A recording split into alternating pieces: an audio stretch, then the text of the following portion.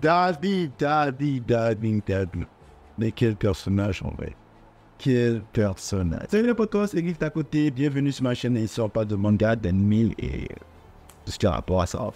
On se retrouve pour la revue de l'épisode 8. Je pense que c'est 8. Voilà, c'était 8. De My Hero Academia saison 7. Et franchement, c'est un épisode qui n'a pas du tout déçu. Ça n'a pas du tout déçu. Franchement, moi j'étais très satisfait de cet épisode. La fin, peut-être un petit peu plus sceptique par rapport à la fin. Je me dis que c'est peut-être pas la fin, c'est trop pour être vrai, mais bon, on y reviendra en son temps. Donc là, on a commencé, en fait, l'épisode était vraiment axé sur le combat entre les frères, le combat entre Todoroki et Dabi. Dabi, encore une fois, je rappelle, sa tenue, elle est vraiment trop stylée. Mais le gars, il est stylé, en fait, comme personnage là. Ce Kara design, en fait, parce que ce Kara design là de tout en blanc, il va beaucoup mieux que l'autre avec tout en noir et tout là, franchement, bon. Ça donnait un flow au personnage, mais bon, je trouve quand même que ce truc en blanc, là, en fait, ça lui va vraiment bien. Il est beaucoup plus. Bref, quoi, tu vois. Donc, on était vraiment focus sur le passé de Dabi, si tu veux. En fait, parce que l'épisode était vraiment focus sur le passé de Cher Dabi. Et là, on se rend compte que, bon, voilà, t'as All for One aussi qui a quand même eu à son mot à dire, justement, dans ce passé funeste ce passé triste que Dabi a eu. Et donc, voilà, quoi, à un moment donné, voilà, quand il y a eu l'accident avec les flammes et tout, donc c'est Off-Front qui a secouru Dabi, et le mec il a tenu pendant 3 ans. Il était dans le coma pendant 3 ans, il se réveille et tout, et là il va voir sa famille et tout, mais il comprend pas, tu vois, il se dit, personne ne m'a jamais visité, ça fait 3 ans que je suis dans le coma, j'ai jamais eu une de vie, et tout, tu vois. Et donc là, t'as Off-Front qui fait comprendre que maintenant il est de l'heure et que franchement, en fait, ils ont besoin de lui. Et c'est là qu'on se rend compte en fait que l'un des plans de Off-Front, c'est peut-être d'avoir Dabi en fait comme réceptacle. Et qu'en fait, ça a échoué à cause de la condition physique de Dabi, de ce que j'ai compris. Mais bon, finalement, ça a échoué, tout ce qu'il veut. Et donc, de ce que j'ai vraiment compris, c'est que Dabi était en fait un plan important de plan de All for One. J'en ai mis Shigara qui s'est foiré, et bien Dabi devait être le plan B. Sauf que voilà, le plan B était déjà un échec depuis le début par rapport à ça, comme de chambre, musique et tout, c'était pas intéressant. Et donc, techniquement, en fait, même Dabi, en fait, il avait juste à peine genre 1 an à vivre, quoi, tu vois. Et donc, du coup, ce qui l'a tenu jusque-là, ce qui l'a permis, en fait, de se tenir jusque-là, c'est sa haine grandissante. Vous vous rendez compte, en fait, genre, le personnage, en fait, était supposé mourir depuis, mais ce qui l'a permis de tenir, c'est même pas une forme d'espoir et tout.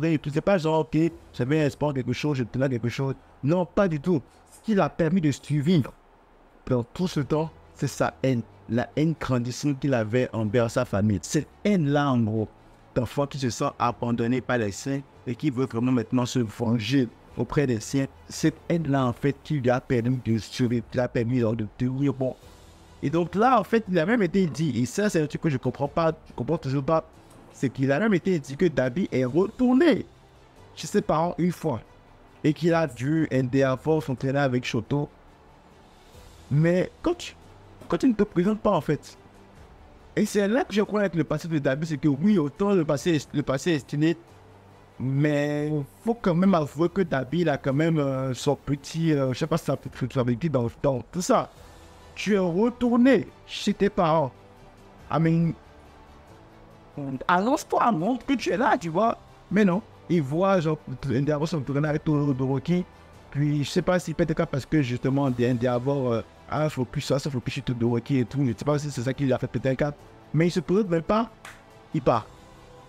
Je sais pas comme s'il est arrivé et puis les gars ont dit, oh t'es pas notre fils, dégage, ta gueule, non, on te reconnaît plus, t'es rien, bon blablabla. Non, c'est que c'est même pas présenté. Il a été jusqu'à chez lui, mais le minimum, vas-y, montre que t'es en vie. Et puis après tu te fâches que personne ne te calcule. Alors que techniquement, en fait, tu es supposé être mort. Et maintenant tu arrives chez toi, tu as l'opportunité d'aller voir ta famille pour le faire comprendre que tu as envie.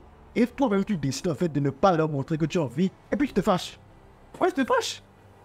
Ouais, c'était maintenant qu'on te montre. Donc, c'est un petit problème là en fait que j'ai avec le passé de Dabi. Autant le passé est stylé, franchement, autant le passé est stylé. L'histoire est vraiment très bien racontée. Elle est belle. Mais ce petit défaut là en fait me dérange. Ça me dérange. Moi, je me dis qu'on aurait pu éviter tout ça si Dabi en fait était juste allé se présenter chez tes parents. Là. Si Dabi était juste allé se présenter chez ses parents, franchement, ça aurait été différent. Alors, peut-être que il s'est dit, parce que tu sais, il avait cette obsession en fait de rendre son père fier, toute cette obsession en fait, avoir l'approbation paternelle, que lorsqu'il a vu que Endeavor était vraiment focus du Shoto, là, il s'est dit, ah, c'est bon, j'aurais pu la compassion de mon père et tout, pas du tout. Non, et puis voilà, quoi. Et que c'est ça aussi, mais ça n'excuse tout le monde. Ça n'excuse pas le fait qu'en fait, tu aurais pu éviter tout ça si tu t'es juste retourné à la ligne de traitement et en mode, t'as pas mon bras, me voilà, je survis. Je pense qu'on aurait pu éviter quand même pas mal de choses. Ouais, du coup, ça n'a pas été évité. Donc, nous avons le combat qui fait rage entre Todoroki et puis Dabi. Ben, t'as Todoroki justement qui est en train de pratiquer une nouvelle technique, de faire en fait une nouvelle technique pour pouvoir justement faire une technique qui justement était dédiée à Dabi, une technique où il utilisait à la fois et son feu et la glace pour avoir un nouveau Flash Fire. Flash Fire d'ailleurs qui était justement le centre un peu en fait de cet épisode parce que c'est une technique que Endeavor a eu à créer pour pouvoir justement graver les échelons de l'échelle, graver les échelons de la hiérarchie des héros.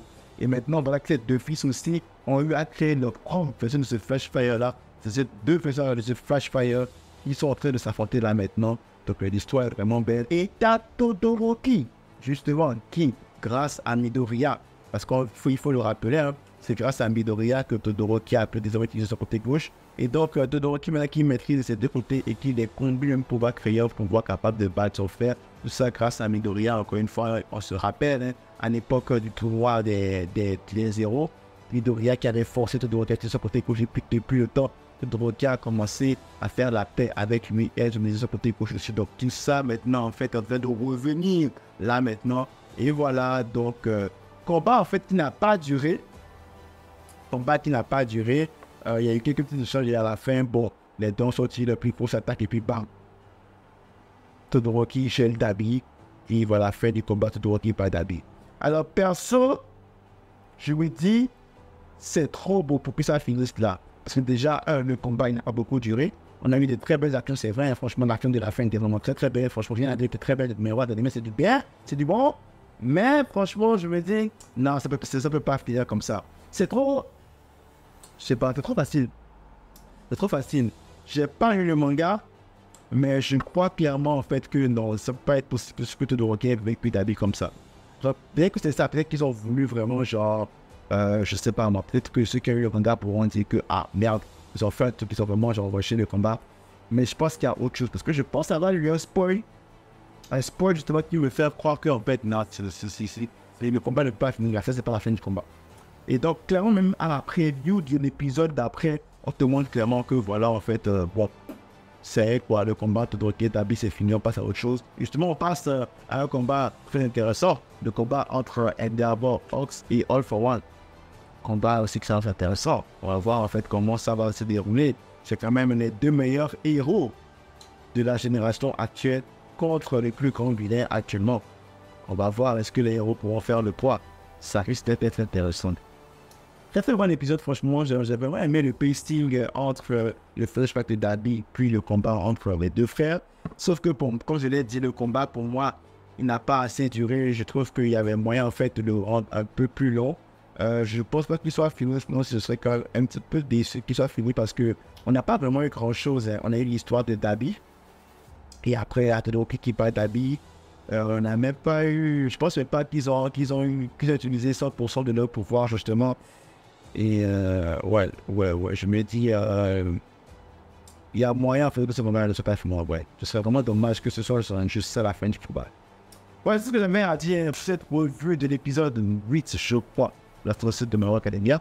Si vous avez aimé la revue, n'hésitez pas à liker, ça me fait toujours plaisir. N'hésitez pas encore à abonnez-vous, ça fait pas plus plaisir. Faites des likes, marge de partage, on se retrouve très très de nouvelles vidéos. N'hésitez pas pour tout ce nouveau de votre proche. C'est tout pour moi. À la prochaine.